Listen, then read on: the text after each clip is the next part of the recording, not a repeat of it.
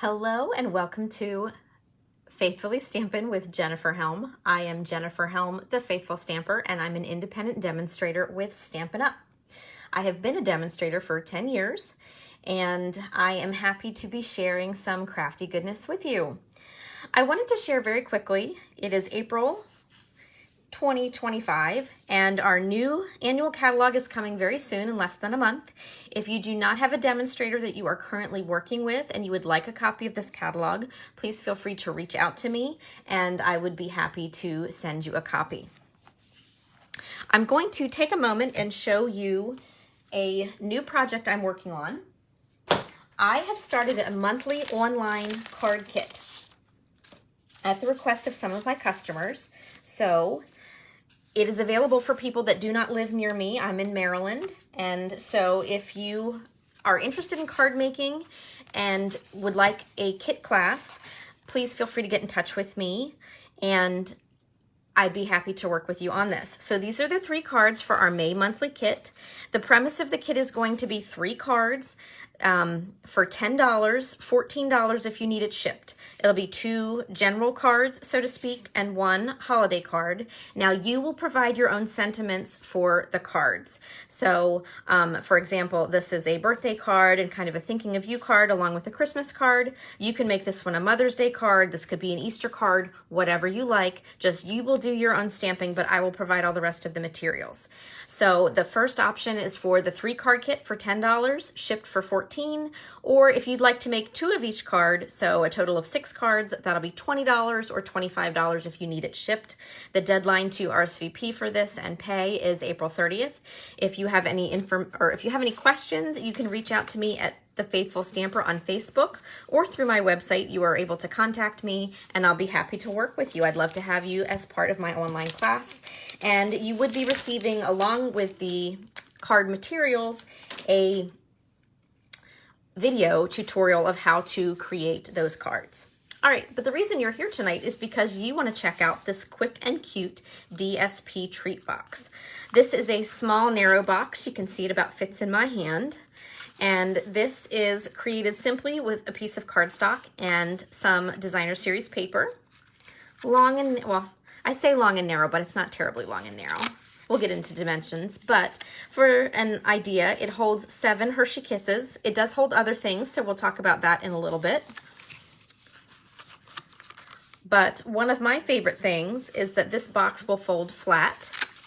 So if you need to make them up ahead of time, you can make them and they will store flat in a box or on your desk, and they take up far less room than once they are assembled and put together. So just a fun little quick and easy treat box. I'm going to put the chocolates back in the box before I eat it. 7 Hershey Kisses tends to fit. If it tends to want to not fit, just jiggle them a little bit. They'll settle in and then you're able to close the box. I tried for 8. It was a little too much. All right, so let me go ahead and tell you how to make that. We are going to start with a piece of peach pie cardstock. This is 3 5/8 of an inch tall by 5.5 inches wide. We're going to score a couple times and to create our box. So I'm going to bring over my paper trimmer scorer. If you're taking pictures, there's your little snapshot and measurements of the outer edge of the box. For our scoring, we are going to score 4 times. Nothing too complicated. Let me try to get this a little bit better for you so my hands aren't in the way. We're going to start with 1 1/4. And remember, we're scoring, not cutting. I almost sliced a box in half earlier. Caught myself just in time. So 1 1/4, 2 1/2, 3 3/4, and 5. So 4 score lines to create 5 panels. They're all actually equal width until you get to this last little one on the end. And this does not, this is peach pie, but it sure looks yellow under my lighting. Whew. Okay. Now we're gonna go ahead and work on the inside piece and then just for scoring purposes, and then I can put this away. So For your inside, you want a piece of designer series paper, or DSP as we abbreviate it. This is 5 7/8 of an inch wide by 3.5 inches tall. Now keep in mind, you will see both sides of this paper inside the box, because you will have paper that you see on the sides of the box, and also when you open it, you can see both prints inside. So just be careful. On occasion, we do have prints that don't coordinate with each other, so keep that in mind while you're working. So for this piece of paper, we're going to do a little bit more scoring here. On the long side, we are going to score at 1 3/16 of an inch, which is also 3 centimeters, incidentally. And then 4 11/16. I don't like working with 16ths very often, but sometimes you have to. Then you're going to rotate it so the short side is at the top. And again, 1 3/16, which is 3 centimeters. The 3 centimeters is an easy mark to find on your trimmer. And then you're going to slide over to 6 centimeters, which is also 2 6/16. Okay, so you've got 2 score lines here and 2 score lines here.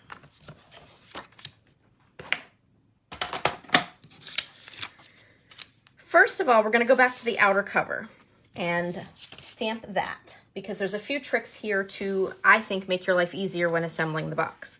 So I am going to bring over my Stampin' Pierce mat, because I'm working with a clear photopolymer stamp set. I also need a piece of scrap paper because I'm going to stamp off the edges.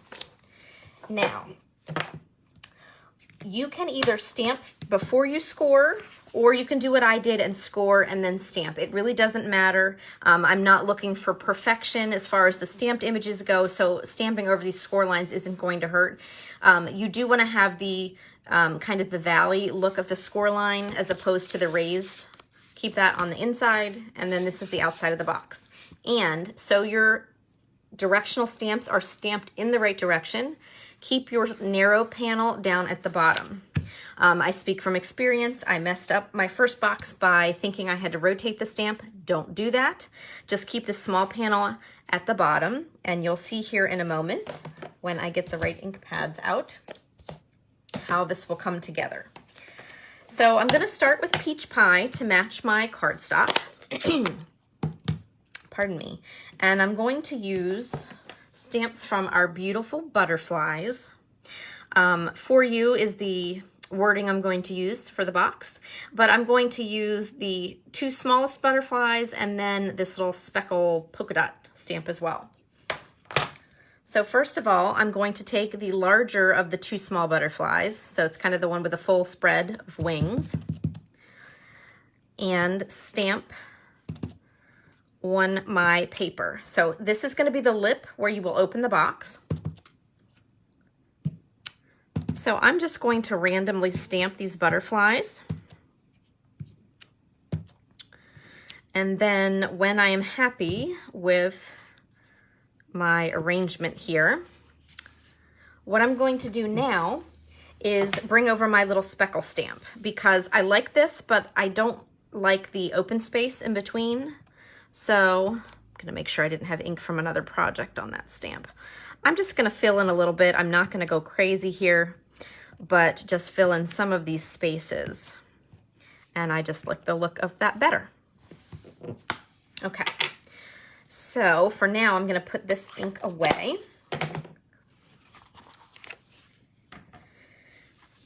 And I'm going to show you a tip for closing the box that I find easier to do in this step as opposed to later on once the whole box is assembled like this. It's just a smidge easier for you. So you can tape the box shut. I have used little Velcro dots. These are, I believe, 3/8 of an inch circles. I bought them at, I think, Walmart or Michael's. Any kind of craft store will have them. So I'm going to, first of all, flip over my cardstock and just fold on all my score lines. You can use a bone folder or your fingers, but just fold on all your score lines, and you can see how the box is going to come together. I'm going to lay the box back open and find my Velcro dots which like to blend in with my work surface. So you have a top and a bottom of your Velcro dots. It doesn't really matter which one you put on the surface.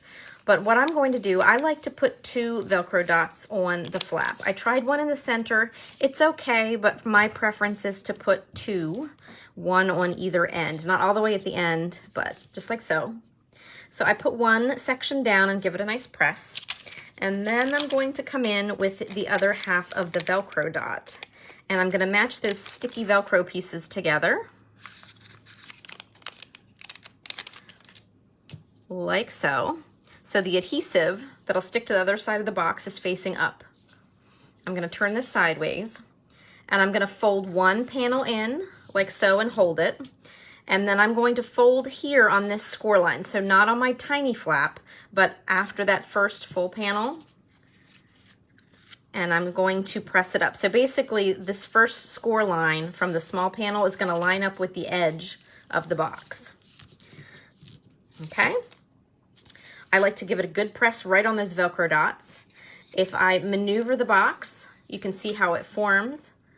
And then I like to fold the other way too, and then press those Velcro dots again. It kind of just encourages them to stick and helps give the box some flexibility. And then you can see both parts are where they belong when I open the box. I found this to be a lot easier trying to press this together when it was flat, as opposed to after I got the box together and it wanted to be a little more wiggly. So just a little tip for ease for you. Now we're going to set this to the side for a moment and work on that inside piece with the DSP. First of all, determine which part of the DSP you want on the outside of the box and the inside of the box. I think I'm going to use this on the inside tonight. So go ahead and fold on all your score lines. So you'll have 2 horizontal really and 2 vertical. Okay. So what you're going to do first is fold in both small side panels, just like this. This is an important step. If you try to do this next step without folding these panels in, your fold lines are going to be in the wrong direction. Again, ask me how I know. Because I thought I was so smart doing that, and then I realized my folds were not correct. So fold your panels in, and then just fold your corner down and line it up with your score line here.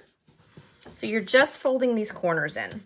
And I didn't bring my bone folder over, but I'm going to grab my clear block that I have handy. I'll show you what I'm going to use this for in a minute. And you can just rotate and burnish these corners. You are going to unfold them in a moment, but I'm going to keep mine folded just so I can give you a nice visual when I'm done here after this last corner. So you want your piece of paper to look like this. This is the direction you want your folds to go in. Once you've got them all folded, go ahead and open them back up. And then I go ahead and I just like to refold the paper on your parallel lines. Whoop. But that paper actually, you can see how it wants to form the box, really. Okay, so next up, adhesive.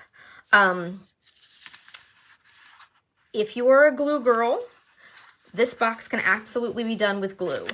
If you have a tape runner, you really need something stronger than that. I happen to need a new Stamp and Seal Plus, which is why I'm not using it tonight. It feels very odd not to have a tape runner on my table somewhere. But I'm going to show you how to use tear and tape. But if you use glue, the process is really going to be the same. You just have to sometimes hold the folds in place a little bit until that glue catches. And I think I'm typically impatient. And I also had kind of a disaster with my first box, and I almost threw the whole project in the garbage.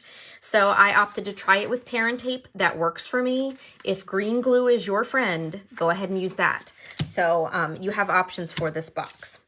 So first of all, what I'm going to do is I'm going to fold my panels in and flip the box over. And I'm going to go ahead, pardon, and put tear and tape around all 4 sides with those panels folded in. Now, if you have a wider tear and tape, if you have wider double-sided tape, you could definitely use that.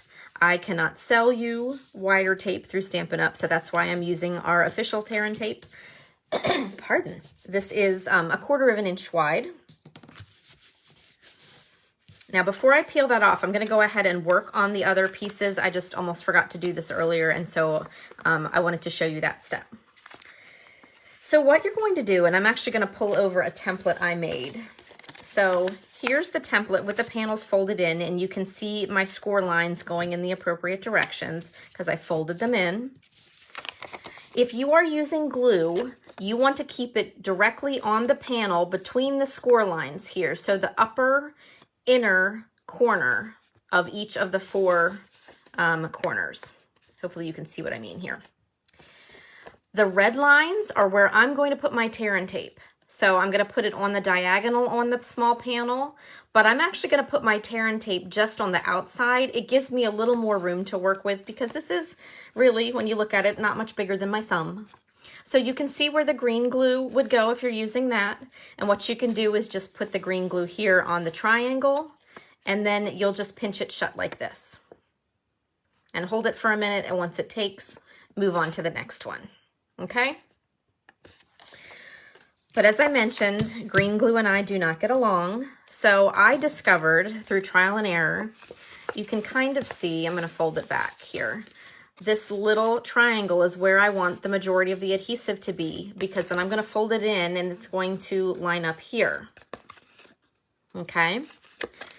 But I found if I take my tear and tape and if I turn my paper sideways and go to the outside, or really I guess technically it's to the inside of that score line, so on the larger panel here, it gives me a little more room to work.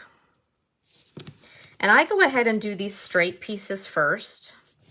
That way I've just got 4 consecutive straight tears.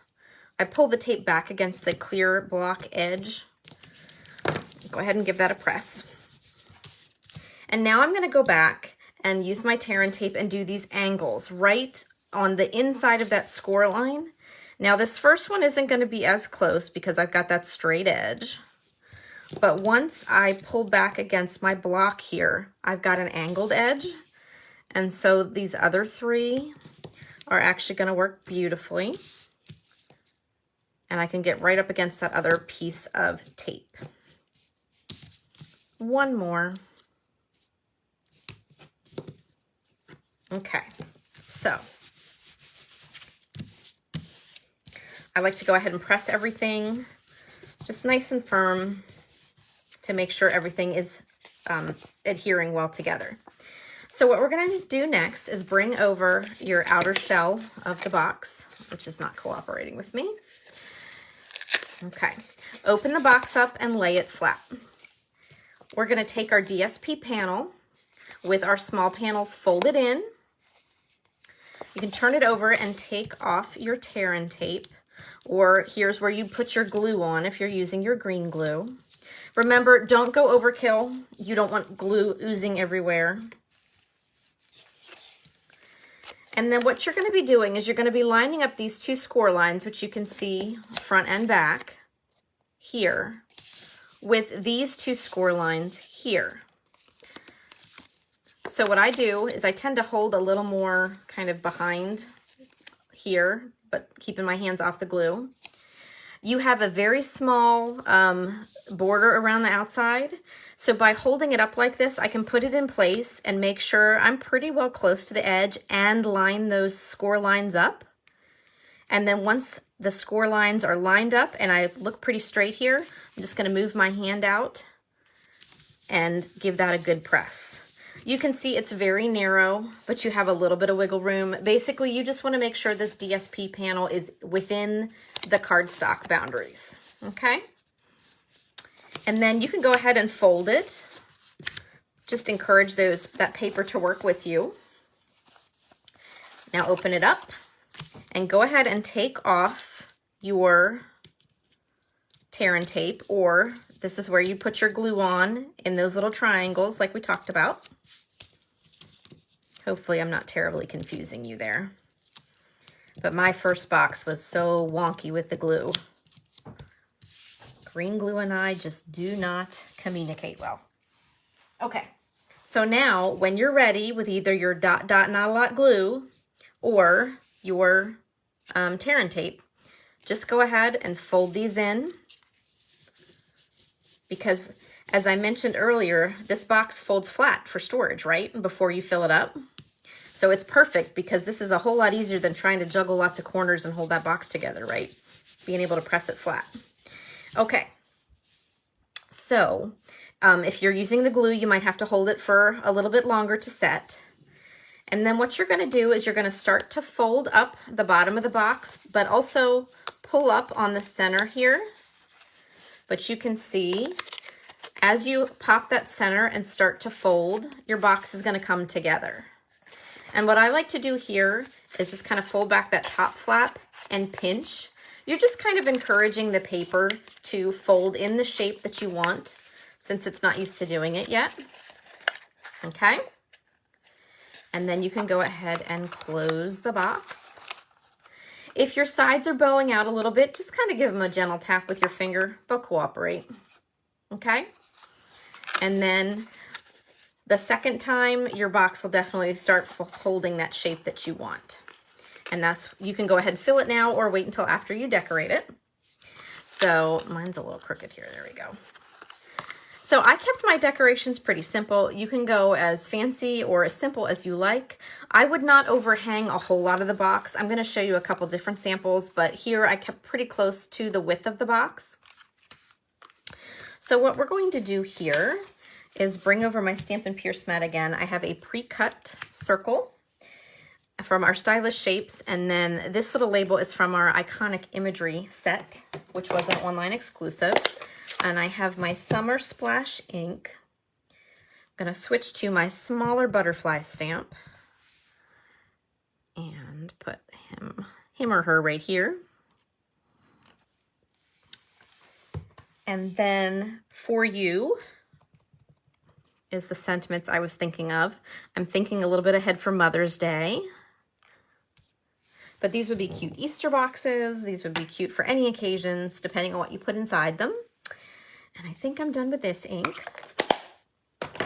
Now I'm going to come back and revisit that speckle for just a minute, because I want to add a pop of color. So I'm going to bring back this scrap paper for a moment. And I'm going to stamp off and just give a couple little subtle colored dots here. I thought that kind of pulled it all together. Ooh. All right, ink away. Now what I've chosen to do is to pop these up on dimensionals. You can glue flat onto the box, or you can add more dimension. Just be wary with your dimensional placement if you have a shape that's overhanging the box. So I'm going to add just a couple of these. And then you can put your shape, your decoration, on whichever end of the box you like. I have a rogue dimensional backing trying to hang out there. So I kind of work with my butterfly first and see where I might prefer that. And then my little label goes on. If you're using labels, you can decide if you want to tuck them under or over top. I think I like this one under. We'll try that. And I think I'm going to move it up a little bit. Yeah. So you can see more of this butterfly. All right. Now, I could go just like this, but I die cut a few of these little sprigs from the Iconic Imagery set. Two of them are shy at the moment. Now I'm going to use some leftover glue dots from one of our paper pumpkin kits. I always keep these. Our rolled glue dots are absolutely lovely, but they're stickier. And so sometimes when I'm trying to put them either on these small shapes, they want to pull, or when I'm trying, if I put the shape directly on the roll of glue dots, I might tear such a delicate shape trying to pull it off to adhere it to the project. So these, they're plenty sticky, but you have a little more, they're a little less firm in their hold, if that makes sense, pulling it off the actual roll.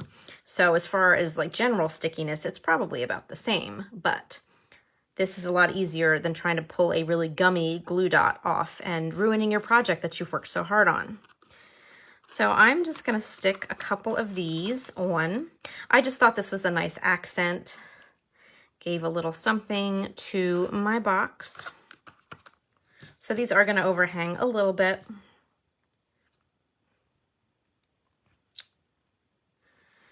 And let's see, I'll put my second one in here, I think. There we go.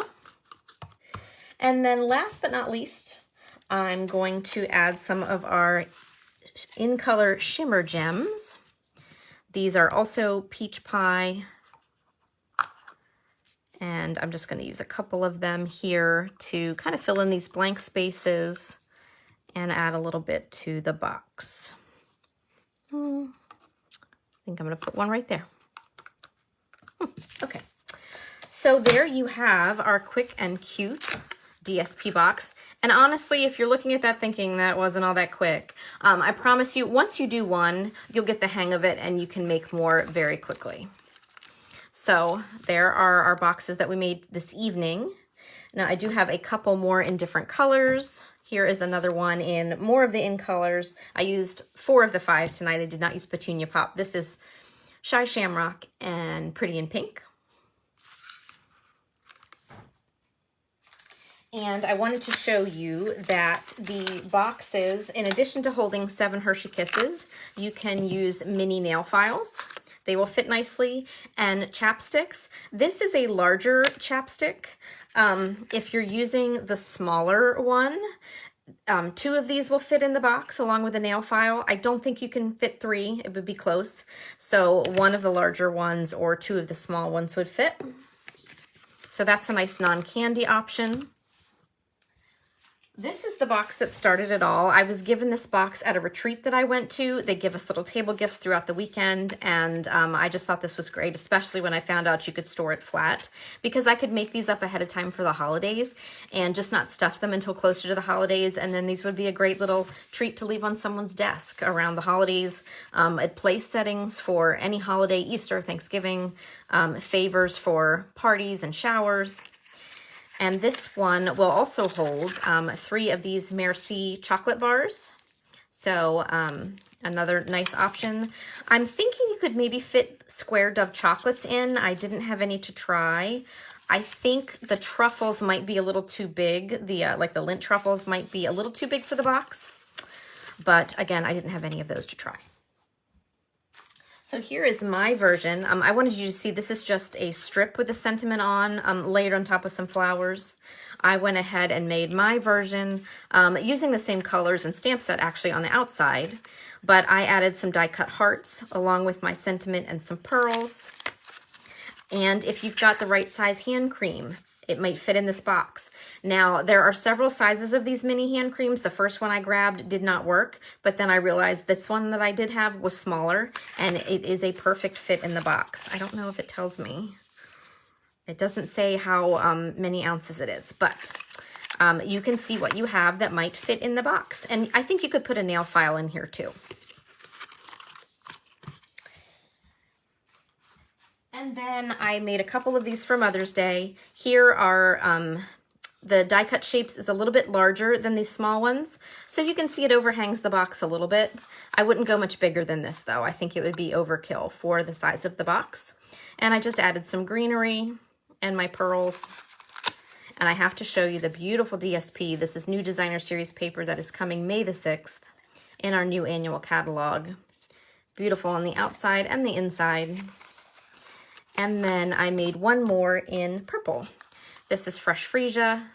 I love this print. Sometimes the hardest is deciding which goes inside and which outside. Some gorgeous grape accents with our garden green. And more beautiful paper on the inside for me, just waiting for me to fill it. So there is our cute and quick DSP box. I hope you enjoyed learning how to make that. If you haven't already subscribed to the page, I would love to have you here. You can click that notification bell and receive a notification each time a video is posted here on the page. You can find me at The Faithful Stamper over on Facebook. And here's my website if you'd like to check out any of our online exclusives or any of our products. And Facebook is where I share a lot of different ideas. I do live videos there as well, challenges from time to time. And of course, I will talk more about that online class. In case you're interested, reach out to me there. Thank you so much for watching. Take care and happy crafting.